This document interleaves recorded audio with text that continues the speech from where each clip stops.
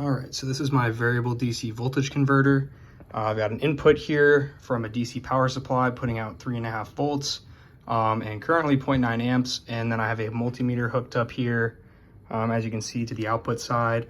I'm also using a jumper cable temporarily as I didn't order the correct switch from DigiKey. So in the meantime, that's our enable. And as you can see already, it's putting out around 8 volts. It kind of fluctuates up and down, but you can get about a steady 8 volts. And as I adjust this potentiometer, I can go higher. You can see now we're getting about 15 volts pretty consistently there. Still running off 3.5 volts. So that's about a 5x multiplication. I can go a little bit further, really not much. But yeah, so that's 3 volts being stepped up to 15. And then as I adjust that the other way, obviously it's gonna go lower. So 3.5 volts turning into about 5.5 volts. It's a little unsteady on the lower side, I'm noticing after some testing. But you can kind of go places in the middle here. Like here's around 10 volts. It is still, like I said, a little bit jittery on that.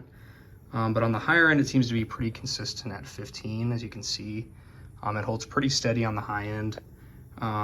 And yeah, I guess I'm gonna try and do like a live demo sort of as I'm turning the knob downwards. You can see here, the voltage output is going down in comparison to what it started at. All the way down to essentially the input voltage, as you can see, about 3.6. And then back up as I turn it here, 6 volts, 7 volts, 10, 13, and yeah, back up to that sort of 15 range. So yeah, that's the variable voltage converter. Here's the back side. This is of course upside down. But yeah, you can see the components on there. And yeah, this is essentially an upgraded project to my DC boost converter PCB that I made quite a while back, just a more improved version of that. Much more thermal stability was the biggest thing here. And then, yeah, can draw higher currents out the other side, which is part of that thermal stability issue on the previous version that I designed. And once again, I did not buy the switch from DigiKey, but there is a switch, of course, on there.